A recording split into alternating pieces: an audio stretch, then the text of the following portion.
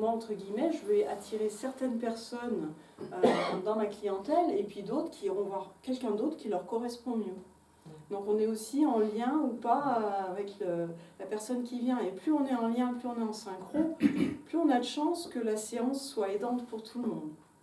Alors pourquoi pour tout le monde? Parce que dans les cas de travail sur des vies antérieures que j'ai eues, même sur des entre-deux-vies, c'est très curieux quand même.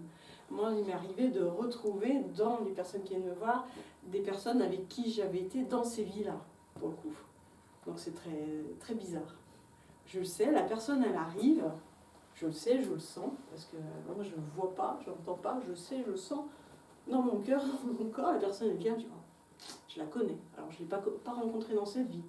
Et puis dans le cheminement d'une ou plusieurs vies antérieures, eh ben, je comprends, je dis bah ouais. Et il y en a une récemment, on est devenus amis parce que j'étais trop contente de la retrouver.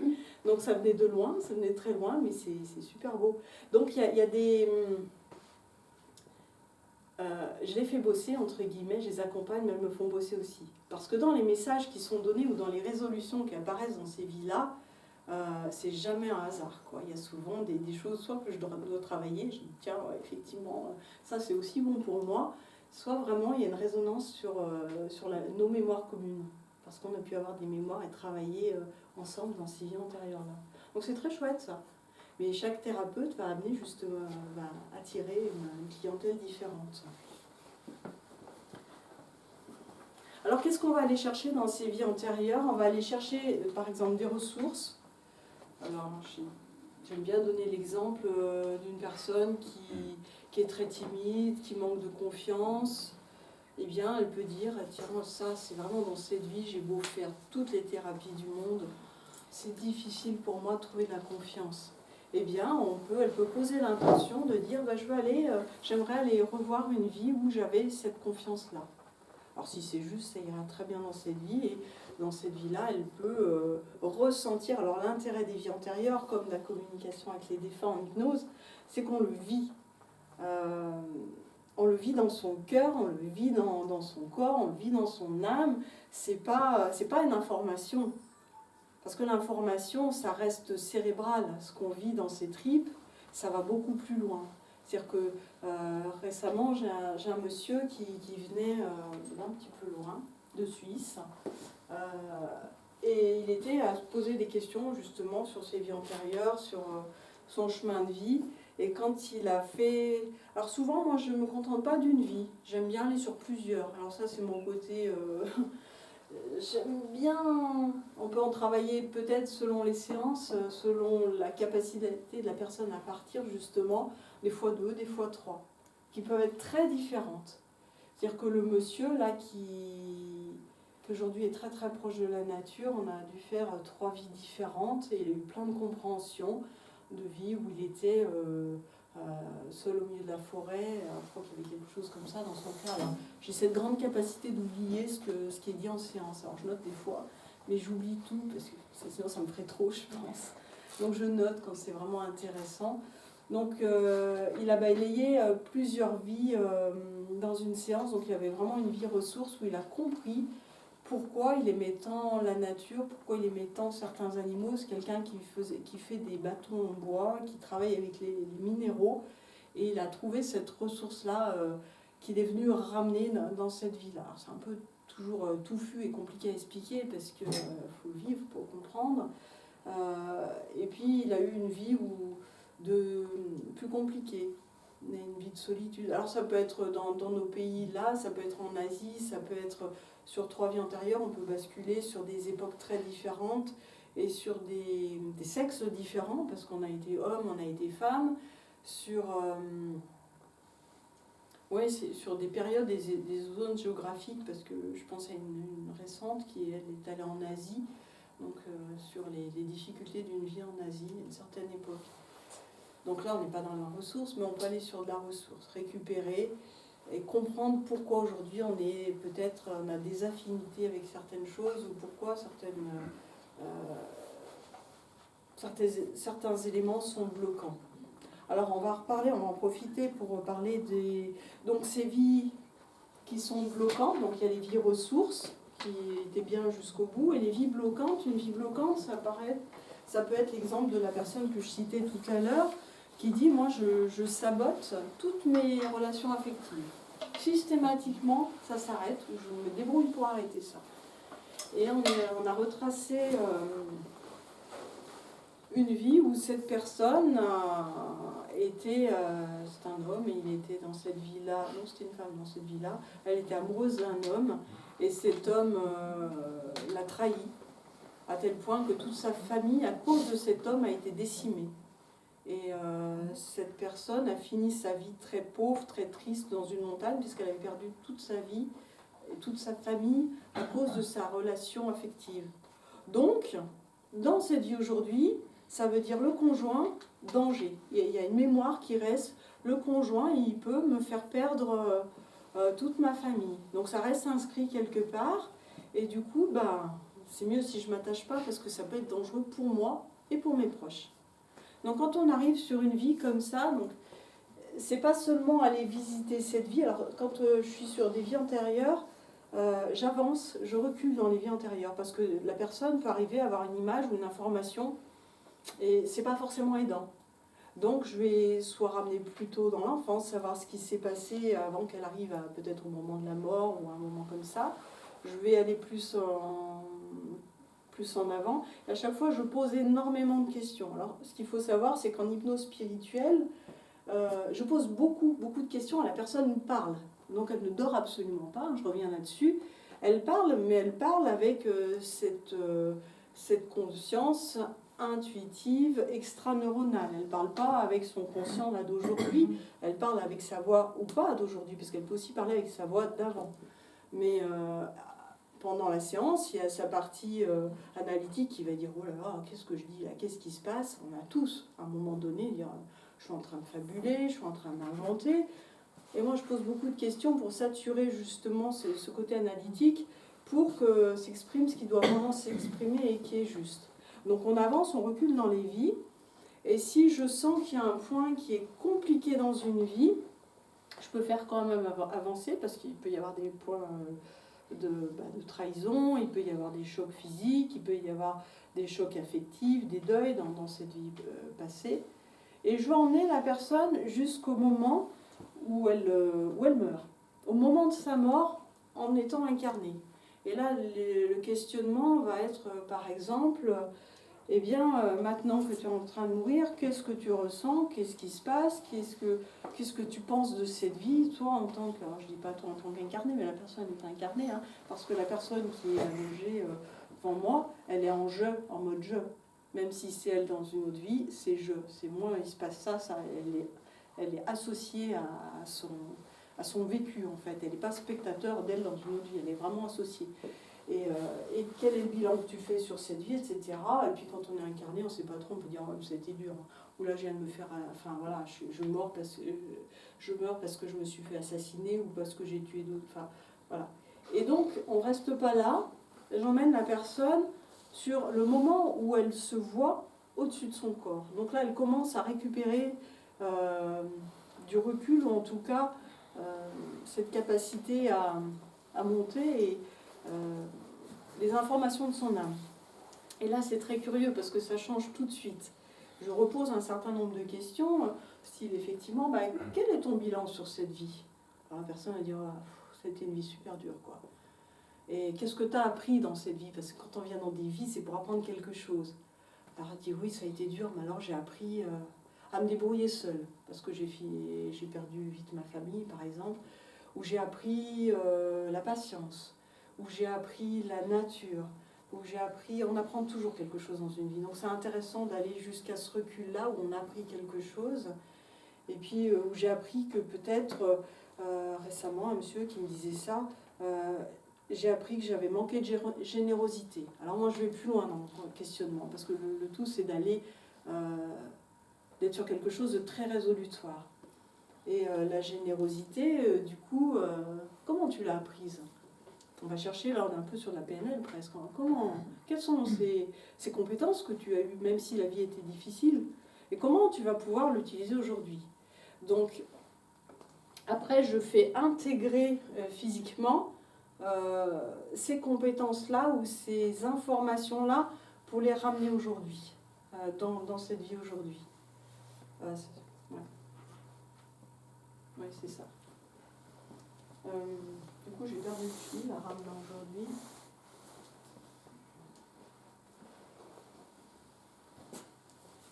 Et tout à l'heure, tu parlais que tu les emmenais jusqu'à la mort. On ressent la douleur physique quand on vous ça? Non, pas vraiment. C'est un détachement. On le sait, mais on ressent. Alors, on va ressentir. Alors, oui et non, parce que. Oui et non, ça dépend. Il y a des personnes, quand ils atterrissent dans une autre vie, alors tout dépend du canal, de notre canal préférentiel. On peut être très kiné, donc on va tout ressentir dans le corps. On peut être très visuel, donc toujours dans cette vie, et ça va être notre façon d'aborder la vie antérieure, et avoir des images, plus des images, ou on peut être auditif, donc entendre des choses qui nous sont dites, ou voilà. Et quelqu'un, moi j'ai des personnes, quand elles arrivent dans les vies antérieures, c'est très physique. C'est-à-dire, elles me disent, voilà, j'ai mon bras gauche, j'ai super mal, il est super lourd. Et des fois, je dis, mais qu'est-ce qu'il a ton bras? Qu'est-ce qui s'est passé? Donc moi, je questionne toujours pour aller plus loin, pour justement que les vraies informations arrivent, ou le sens des informations. Eh bien, je suis handicapée, il s'est passé ça, ou j'ai reçu un coup. Alors des fois, c'est des trucs qu'ils ont encore aujourd'hui, hein, ça peut débloquer des douleurs d'aujourd'hui quand même.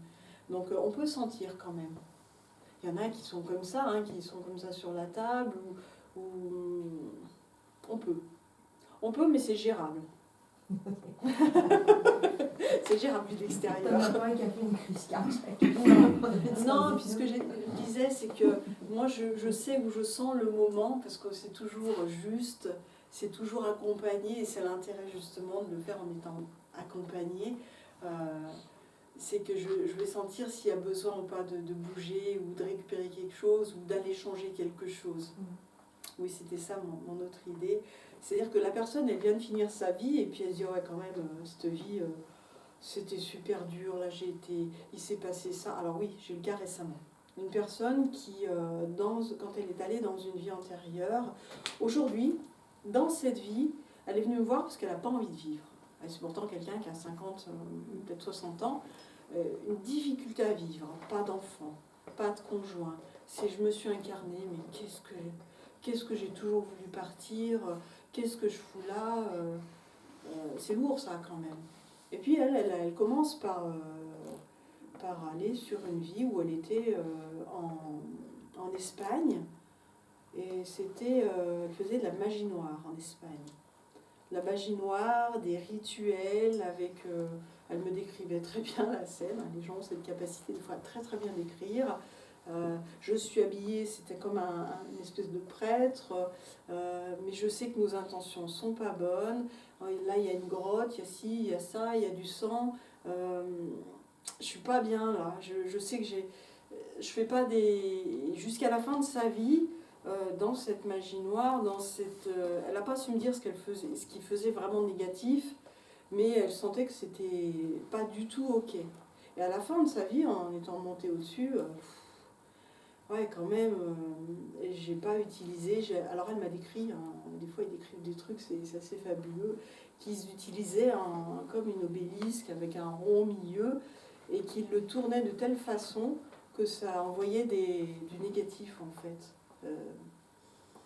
Et je lui dis donc, dans cette vie, est-ce que tu penses maintenant que tu peux aller changer quelque chose, transformer quelque chose? Parce que même si la vie antérieure elle a eu lieu, on peut toujours transformer quelque chose.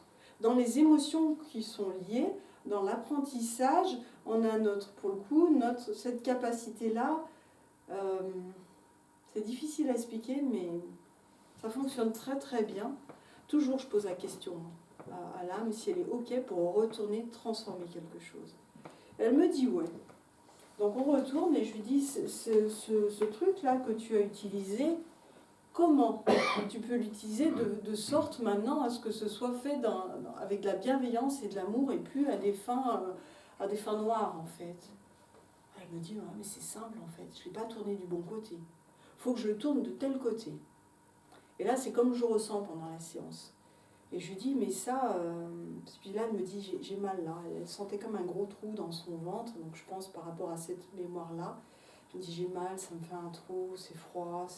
Je dis, ben, cet objet-là de puissance, elle disait, c'est un objet très, très, très puissant.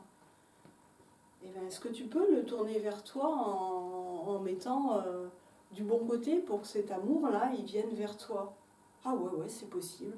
Donc elle fait les gestes pendant ce temps-là, et elle tourne cet objet, ça dure un certain temps, jusqu'à s'auto-soigner en fait, dans son corps d'aujourd'hui, dans la mémoire d'hier. Donc on est à la fois aujourd'hui, à la fois hier.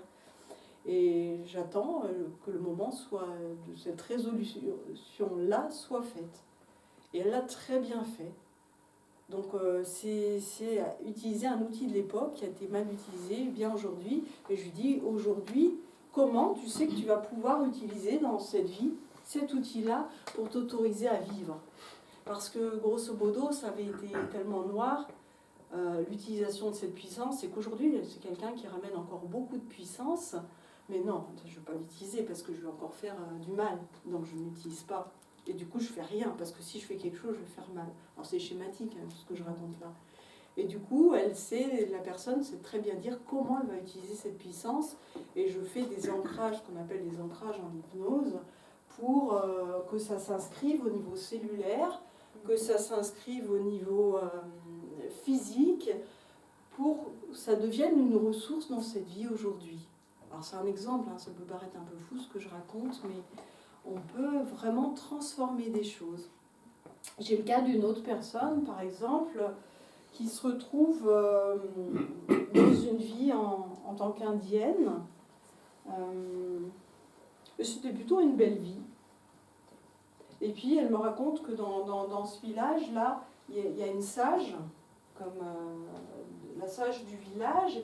Et je lui dis, mais tu la connais? Alors ça c'est pareil, c'est comme je le ressens moi dans mes questions. Tu la connais là, dans cette vie? Ah ouais, c'est telle personne. Ah ouais. Et t'as quel lien aujourd'hui avec cette personne? Ah ouais, on a un beau lien, toutes les deux, etc. Et je lui dis, mais là, cette sage dans cette vie, va lui demander conseil. Alors là, on mélange un peu les genres. On n'est plus directement... c'est comme je le sens en fait. Va lui demander conseil sur cette vie. Qu'est-ce que tu pourrais mettre en œuvre pour que telle problématique qu'elle avait amenée en arrivant, ce soit plus facile? Et la sage dans la vie antérieure, qui est la sage peut-être de tout temps, ou je sais pas, lui donne des super conseils et j'ancre ces conseils et elle les ramène. Donc c'est des allers-retours permanents entre... moi j'ai toujours en fond d'écran la demande de la personne, comment l'aider à avancer aujourd'hui par rapport à sa demande.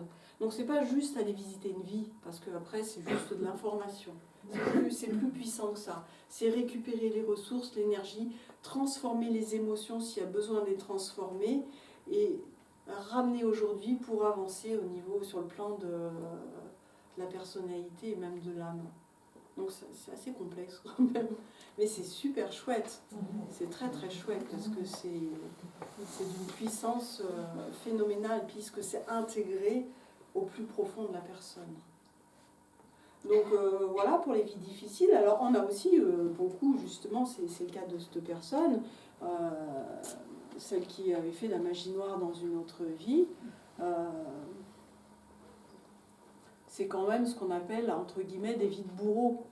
On a tous eu des vies où on était dans davantage d'amour, et puis on a tous eu des vies où on a tué, où on a peut-être massacré, où on a peut-être expérimenté puisqu'on s'incarne pour expérimenter, on a expérimenté des choses plus sombres, plus noires. Donc on peut aussi arriver sur des vies comme ça. Et moi j'ai une personne qui est venue et qui était sur une vie où... Alors c'était une de mes premières en plus. Et qui tuait les femmes, c'est un homme à l'époque 1800 et c'était plutôt un serial killer, quoi. Donc une des premières vies antérieures, côté serial killer. Et puis il dit oui, alors il m'expliquait tout. Je vois un beau salon rouge et les femmes, je les attire de telle façon, ce sont des belles femmes et je les ramène, après je les découpe, je les tue. Merci Marie, mon cadeau. Je dis pourquoi on le fait vivre un truc pareil, quoi. Enfin, qu'est-ce qui se passe là? Et moi, je commence pas à flipper, mais quand même, je dis, et à un moment, justement, en amenant sur la fin de la vie, je dis, bah alors, par rapport à cette vie, qu'est-ce que tu en as tiré de cette vie? Oh, c'était génial. D'accord. Qu'est-ce qui était bien? Oh, le pouvoir. Donc là, il y avait une grande notion de pouvoir destructeur, mais la puissance, le pouvoir, mais vraiment un bonheur à faire ça quand même. Ok. Et j'avais de la peine. J'avais de la peine à l'emmener sur une autre énergie que celle-là. Et une fois au-dessus du corps, alors, non, toujours bien.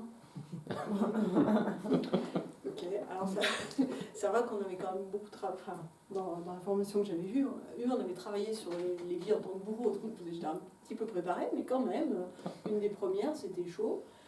Et j'ai dit, tu vois là, est-ce que tu peux observer toutes les personnes que tu as tuées là-bas? Parce que quand on est au-dessus, on voit les gens, on peut voir les défunts qu'on a tués. Ouais, et... Ah ouais, quand même. J'ai dit tout ça, ouais. Et tu vois leur tête. Est-ce que c'est judicieux pour toi de demander pardon? Parce qu'après, il y a un pardon qui peut se poser. Ah ouais. Mais c'était difficile hein, quand même de faire basculer. Hein. Tu sais que j'ai ramé un moment. Et finalement, il y avait quand même une partie pardon, mais partielle quand même. Partielle. C'est-à-dire que si je pouvais recommencer, c'était quand même bien bon ça.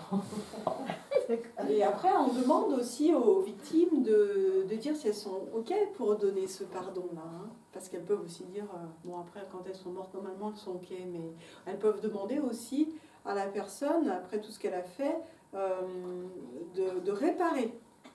De réparer ce qui a été fait, ou dans une autre vie, ou voilà, il peut y avoir des demandes de la part des défunts pour OK, on veut bien te pardonner, mais là, il va falloir travailler telle chose. Donc une vie bourreau un peu compliquée, et puis comme c'était quelqu'un qui vibrait sur une fréquence plutôt haute, et ben je l'ai emmené de l'autre côté. J'ai dit, on ne peut pas rester sur un truc un peu pourri comme ça, en plus ramener ça dans son quotidien, ça peut être compliqué quand même. Elle est partie super vite de l'autre côté, et j'ai dit, on va aller voir le conseil des sages. Et au conseil des sages, comme il n'y a pas de jugement, c'était plutôt aidant pour la personne qui était en face de moi. C'est OK, il s'est passé ça, OK. Mais maintenant, on va travailler comme ça. On a tous, à un moment donné, on s'incarne pour expérimenter différentes facettes de l'être humain, de qui on est. C'était juste qu'elle vienne voir cette vie-là à ce moment-là. Et c'était juste qu'elle ait le conseil des sages qui lui dit, mais non, il y a ça à travailler. Et puis du coup, elle est revenue dans une autre vie, après, parce qu'elle se balade pas mal, cette faculté. Et dans cette autre vie où elle est revenue, elle naît justement handicapée des jambes. C'est-à-dire qu'elle n'a pas de jambes. Elles sont coupées, handicapées, je n'ai plus cette mémoire-là. Et j'ai dit alors, pourquoi tu sais pourquoi tu n'as pas de jambes? Bah ouais, parce que j'avais recommencé. Donc la vie d'après, allez, on va te couper les jambes, comme ça c'est plus sûr. J'avais recommencé parce que j'ai quand même beaucoup aimé. Et puis on a fait des allers-retours un petit peu comme ça. Alors c'est vrai que la personne, pour son évolution aujourd'hui, elle était capable de voir ça, d'entendre ça, d'avancer là-dessus. Et elle a compris pourquoi aujourd'hui, elle aussi, dans cette vie, elle se bloquait en termes au niveau affectif aussi. C'est-à-dire que si j'aime un homme, je vais le détruire. Je vais mettre tout mon pouvoir parce que dans une mémoire, j'ai utilisé le pouvoir pour faire du mal. Donc du coup, je vais m'arranger pour saboter aussi vaillamment toutes les relations. Et cette personne a aussi compris pourquoi, depuis son enfance, elle voulait être psychologue ou psychiatre pour les serial killers. C'est curieux. Elle dit, ça m'a toujours interpellée, j'ai toujours essayé de comprendre. Et elle ramène aussi l'information que dans cette vie, il faut qu'elle soit vigilante à utiliser son pouvoir à des fins plus lumineuses, on va dire. Et après, elle est revenue un an après me voir Et sur la vie où elle est revenue, elle avait un rôle dans une vie où elle était druide. Donc une facette totalement différente. Donc c'est pour ça, il ne faut pas porter de jugement sur ni moi ni personne sur ce qui se passe. C'est que voilà, on a tous été blanc, noir et gris. Voire très noir, voire très blanc. Donc après, aujourd'hui, elle a pu récupérer ses facultés, mais ses connaissances et la vibration plus aimante au niveau de sa vie en tant que druide. Donc voilà des exemples de ce qu'on peut aller trouver ou vivre sur des vies antérieures. Donc ça paraît un peu fou, mais c'est très très beau. Donc quand on meurt, on n'est pas purifié quelque part. Si, on est purifié quelque part. Quelque part, c'est bon. On est purifié, puisqu'on a cette fameuse douche énergétique, Ouais, mais on ne repart pas complètement à zéro, puisqu'on repart avec des mémoires ou des choses. Elle, dans son cas, dans les vies d'après, il fallait qu'elle transcende tout ça. Donc c'est un boulot aussi d'aller transcender tout ça. Aujourd'hui, tous, on a des défis à vivre et des choses à transcender, plus ou moins faciles. Mais on ne repart pas blanc comme neige, puisque c'est toute notre évolution, c'est toute notre histoire, c'est pas...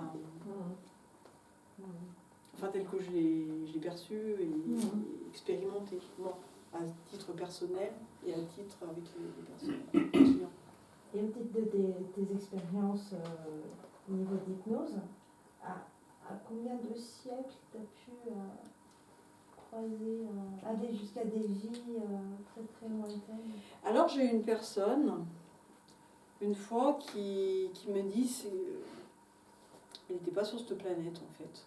Parce qu'on peut aussi avoir eu des vies sur d'autres planètes. Alors après, en siècle, ça va pas si loin que ça en fait.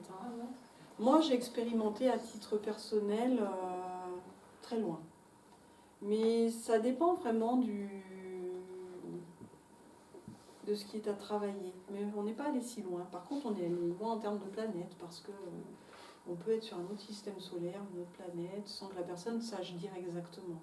Mais comment tu fais du coup pour faire des soins alors que tu ne connais pas trop la façon de vivre sur cette autre planète? Si je sens que ce cas-là n'était pas très utile en fait, donc je l'ai ramené sur cette planète dans une autre vie. Si je sens que ça n'a pas d'intérêt au niveau thérapeutique, je ramène ou je change.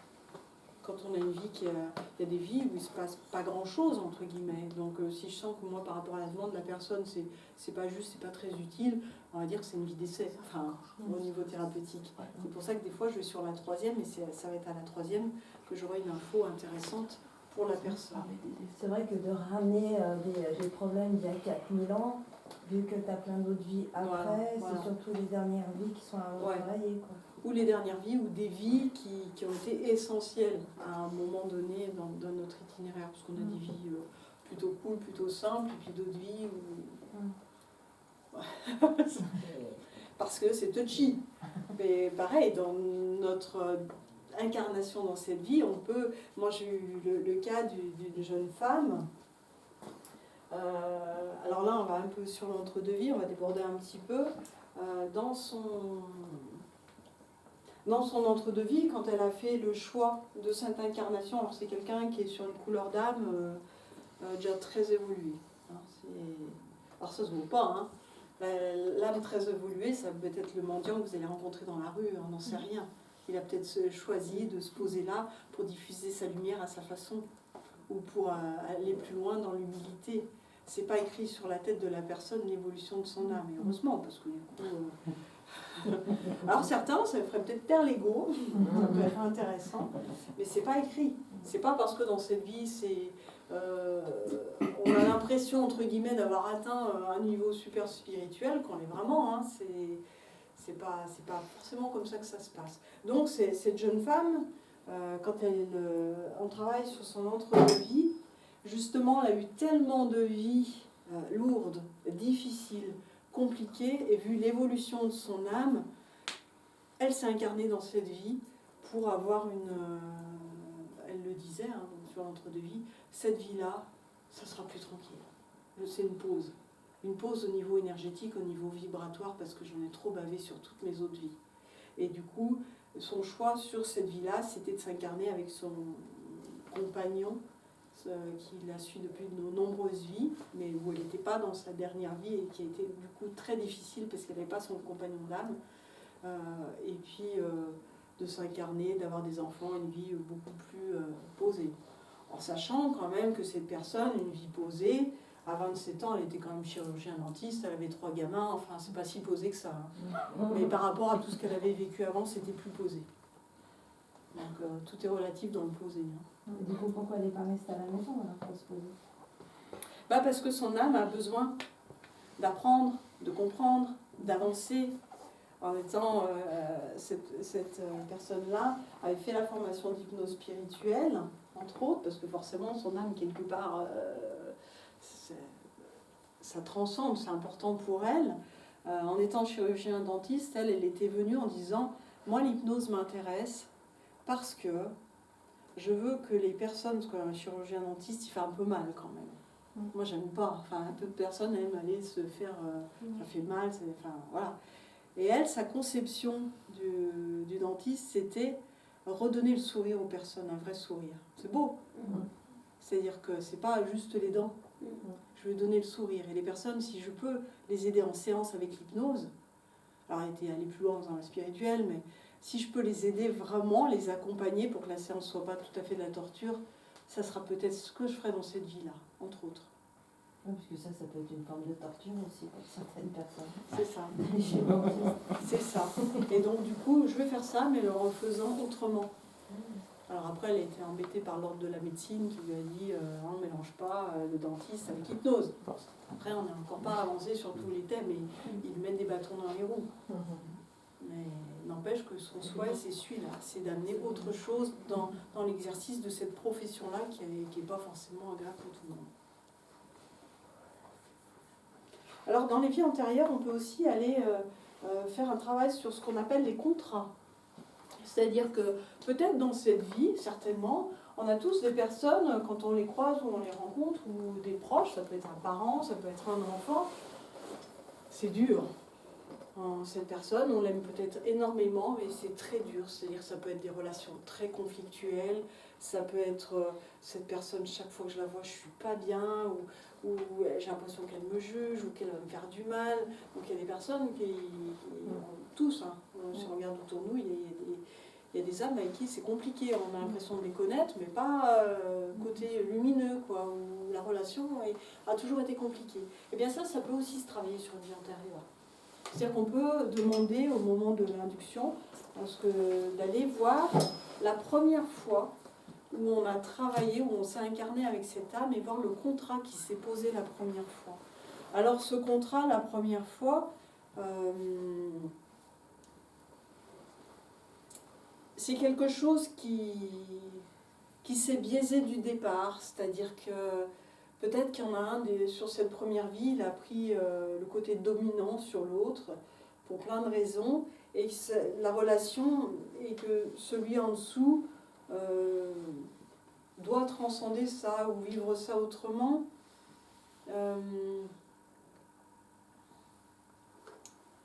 Et que de vie en vie, ces deux postures restent les mêmes. Et qu'aujourd'hui, c'est plus très juste d'avoir, par exemple, je dis cet exemple, mais un dominant et un dominé, ou quelqu'un qui... Voilà, moi, ça c'est bien comme exemple. Et du coup, quand on va à la toute première fois, on va aller changer à nouveau le schéma de cette vie-là. Alors j'ai un exemple qui me vient. Une personne qui a une problématique avec sa mère dans cette vie, qui est justement assez dominante, assez autoritaire, et du coup la relation n'est pas fluide. On va dans une vie antérieure et elle se découvre dans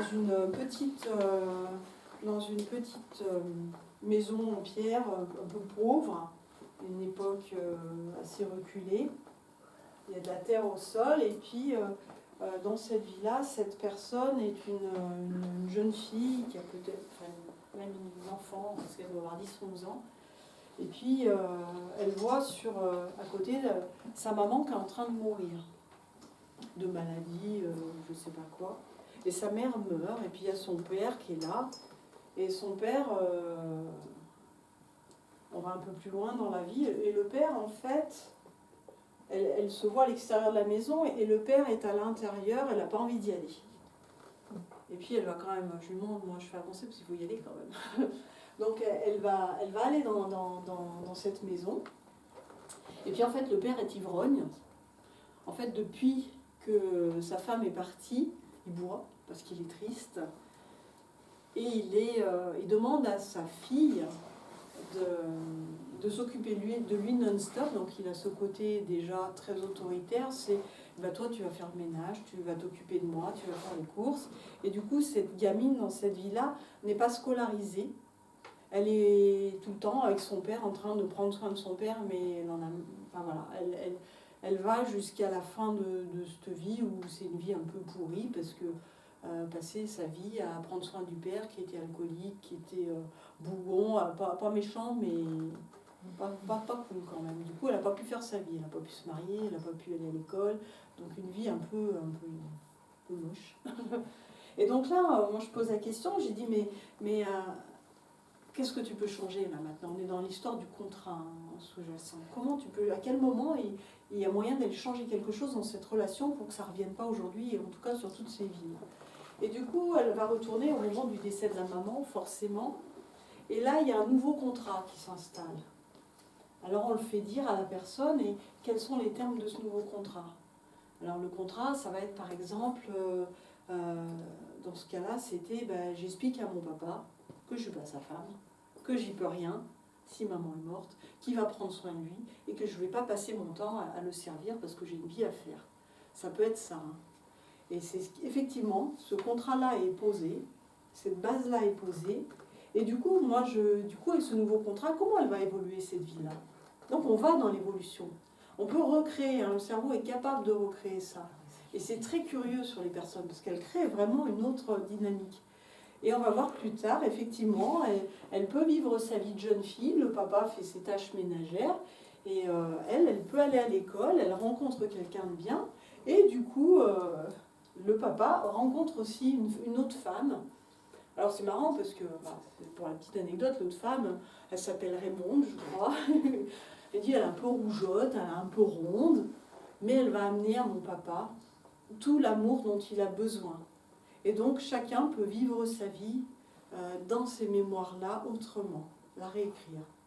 Et du coup, on demande à cette partie inconsciente de rebalayer toutes les vies intermédiaires pour aller jusqu'à aujourd'hui et vérifier que ce contrat, donc changer au fur et à mesure au niveau,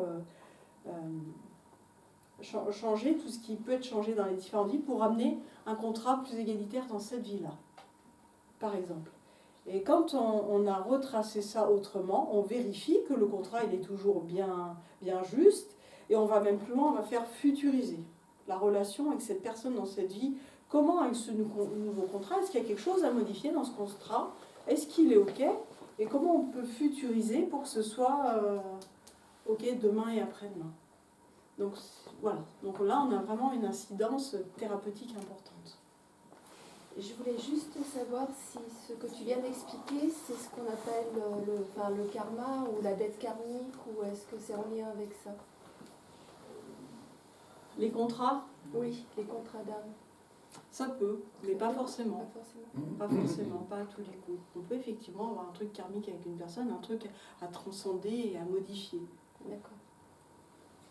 Mais là, du coup, ça va aider à plus facilement à régler cette problématique relationnelle, parce que dans cette vie, il est peut-être important que les deux personnes fonctionnent autrement et avancent autrement ensemble. Parce que là, l'histoire de cette dame avec sa maman, c'était pas la même, enfin c'est pas deux âmes qui se sont suivies. Si, c'est les deux mêmes âmes. C'est les deux mêmes âmes. C'est les deux mêmes âmes. On réécrit le contrat de base entre ces deux âmes, qui à un moment donné n'a pas été juste, peut-être, en tout cas pour aujourd'hui. C'était peut-être juste, entre guillemets, c'est super, on joue avec le temps, mais c'était peut-être juste à l'époque, mais aujourd'hui ce n'est plus juste. Donc comment la personne peut se réimprégner autrement dans la relation avec cette personne? comme on peut travailler aujourd'hui en hypnose, en régression aussi sur notre vie actuelle, pour aller modifier des perceptions, des émotions, parce que, comment dire, on peut travailler que sur soi, donc autant travailler sur soi pour avancer plus justement. Est-ce qu'il y a d'autres questions sur les vies antérieures? Parce que c'est pareil, je suis partie, je peux en parler pendant des jours.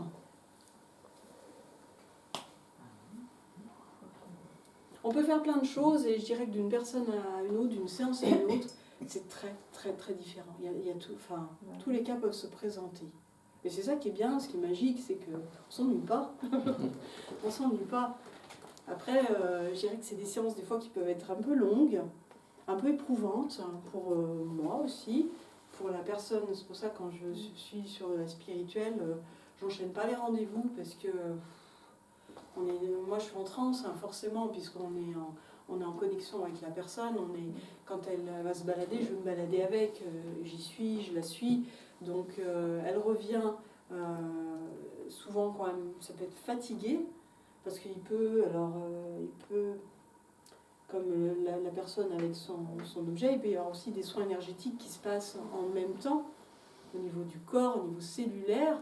Donc moi les personnes, là, j'en ai plusieurs qui sont venues de Suisse, je leur dis la première qui commence, c'est celle qui va conduire. C'est-à-dire que derrière, c'est pas toujours facile de conduire quand il faut être vraiment revenu de transe, il faut un petit moment pour revenir bien là. Et donc, c'est assez juste que de ne pas prendre la voiture tout de suite après. Oui, ça dure combien de temps, une séance? Ça peut être 1h30, ça peut être 2 heures. Pareil, ça dépend un peu de ce que la personne va vivre, de ce que je sentirais important d'aller visiter ou voir. Si je pourrais, entre guillemets, parfois arrêter au bout d'une vie, mais ça ne me paraît pas forcément juste. Donc, je suis invitée à aller plus loin. Parce que sur une première vie, on n'a pas forcément exactement le nœud ou le cœur du problème. C'est une mise en bouche des fois. Mais ouais, ça peut vider. Alors en termes les personnes qui viennent me voir, en termes d'impact dans la vie après, ça se fait vraiment. Le monsieur, lui, qui avait ses sabotages affectifs, je l'ai revu 6 mois, je crois que 6 mois, 6 ou 9 mois après, je ne sais plus. Et il m'a dit, ça a changé plein de choses, mais dans le temps. Parce que ça change en profondeur. Dans le temps, ça a changé mes relations, même avec mes proches. Alors que lui, il venait pour un truc affectif, mais avec sa famille proche, il me dit, ils disent que j'ai changé, qu'il y a un truc qui s'est transformé. Donc c'est vraiment la personne là, qui était sur une vie de bourreau, ça a mis presque 1 an. Le travail derrière s'est fait sur 1 an parce qu'il y a plein de choses qui vont se réajuster sur 1 an au niveau vibratoire, au niveau personnel, au niveau... Les compréhensions ne se font pas d'une façon mentale. C'est souvent ailleurs que ça se passe. Donc, alors à propos du mental, j'ai encore un exemple d'une personne qui vient une fois et puis pareil, elle sabote tout dans sa vie, tout le temps. Et elle cogite. Alors elle n'avait pas voulu, des fois je respecte, elle n'avait pas voulu faire une séance d'hypnose avant. Donc elle arrivait quand même brute de pomme, si on peut dire ça comme ça. Et ouais, une grande saboteuse. Donc notre conscience sabote beaucoup de choses. Et donc on va sur une vie antérieure. Et là ils ont été malins là-haut, parce que moi je sais toujours qu'ils sont accompagnés, qu'ils sont guidés. Ils ne lui ont pas fourni de matière à saboter. Donc ils sont très malins parce que quelqu'un, des fois, va utiliser cette information-là pour l'analyser, la tordre dans tous les sens, et ça ne sera pas résolutoire. Certaines informations ne vont pas faire avancer parce que ça va être une information intellectuelle. La personne est capable de le ramener dans son intellect et de brasser au niveau de son intellect et de continuer à saboter. Ah ouais, alors j'ai vécu ça, ouais, mais donc comment... C'est inconscient, enfin c'est conscient, inconscient, on sabote. Et ben eux, ils n'ont pas fonctionné comme ça, ils se sont dit, bon, si on lui donne ce genre d'infos, elle va tout saboter. Donc là, ils sont passés sur le plan physique. Elle a eu plein de sensations, d'impressions physiques, des couleurs, des choses comme ça. Ils ne lui ont pas donné de matière à sa beauté. Donc ça arrive que ça fasse ça. Et je l'explique avant aussi, c'est pour ça c'est bien aussi de l'expliquer en conférence. Ce qui se passe, c'est exactement ce qui est juste pour la personne au moment où elle vient. C'est-à-dire que ça va lui donner de quoi avancer sans forcément nourrir l'ego ou l'intellect. Et elles, ils sont capables de passer sur le plan vibratoire physique. Et là, c'est ce qu'ils ont fait. Alors du coup, en fin de séance, ça n'a pas marché. J'ai essayé. Ça a marché pour vous de la bonne façon. C'est-à-dire que vous auriez vu des choses, vous seriez déjà en train de les analyser, de les décortiquer, ça ne ferait pas avancer. Donc eux, ils passent sur un autre plan. Donc ça peut effectivement un peu frustrer certaines personnes qui ont besoin de tout intellectualiser ou de tout décortiquer. Mais pour moi, c'était juste comme ça. Surtout qu'en même temps, en général, quand je sens des choses comme ça, moi je travaille aussi sur le plan physique en plus, pour venir apporter un soin énergétique, pour faire taire un peu ce mental qui en surchauffe. Est-ce qu'il y a d'autres questions sur les vies antérieures? Oui, il me reste un quart d'heure pour parler des défunts. Du coup, quand on fait les vies antérieures, on peut savoir si on a une flamme jumelle ou on ne le voit pas forcément. Alors ma réponse serait la même. Soit c'est juste pour vous, l'information a un intérêt pour vous aujourd'hui, et vous aurez cette information, et peut-être que vous irez dans cette vie antérieure avec cette flamme jumelle et comprendrez, toujours pas intellectuellement, mais au niveau du cœur que c'est la flamme jumelle, et vous aurez l'info. Si c'est pas intéressant et si ça n'a...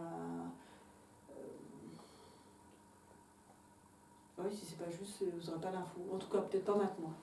Peut-être dans 10 ans, peut-être dans une autre vie ou dans entre deux vies. Mais ce qui est amené, c'est vraiment ce pourquoi on est prêt et ce dans le sens de... Parce qu'après, on pourrait dire, ouais, alors j'avais notre flamme jumelle et puis je la retrouve dans cette vie, donc je vais rester collée à elle. Ben non, dans le sens, dans cette vie, il y a peut-être un travail à faire sans la flamme jumelle, ou en tout cas trouver une autre... développer d'autres compétences, d'autres capacités sans la flamme jumelle. Ça répond? Ouais, Partiellement. Il y a des gens qui font en la réincarnation dans les animaux. Ça t'est déjà arrivé dans des séances Non. Non. Alors, en parlant d'animaux, dans les vies antérieures, fréquemment, on peut retrouver son animal totem. C'est-à-dire qu'à un moment donné, la personne va décrire sa vie, puis elle va dire, ben là, il y a un loup, par exemple. Et ce loup, il me fixe dans les yeux, et ce loup, il y a quelque chose, il y a un amour, il y a une